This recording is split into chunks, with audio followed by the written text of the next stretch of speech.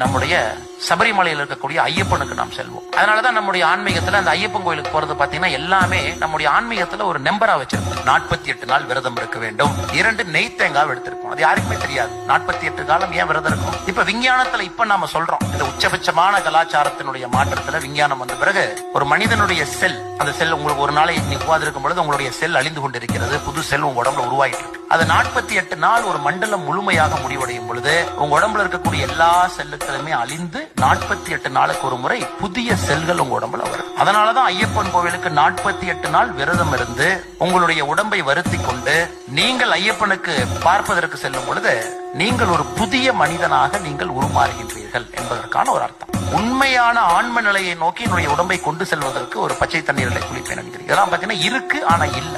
பக்தியில சொல்றான் detached attachment. எல்லாமே இருக்கு ஆனா அதுல ஒரு டிட்டாச்மெண்ட். ஐயப்பனை பார்ப்பதற்கு முன்பு முதலாக நீங்கள் ஐயப்பன் கோவில்ல பார்ப்பது தத்மவசி என்கின்ற ஒரு வார்த்தை. தத்மவசி என்றால் நீ யார் என்று நினைக்கின்றாயோ நீதான் அது என்கின்ற ஒரு வார்த்தை. அந்த தத்மவசி அப்படிங்கிற வார்த்தையை பார்த்துட்டு கொடிக்கம்பத்துல சரியாக அது பதிந்திருக்கு. கொடிக்கம்பத்திற்கு பின் அதை பார்த்து விட்டு ஐயப்பனை பார்க்கும் பொழுது ஐயப்பன் என்ன சொல்லுகின்றான், உன்னை பார்ப்பதற்காக நான் இங்கே காத்திருக்கின்றோனோ தவிர என்னை பார்ப்பதற்காக நீ வரவில்லை.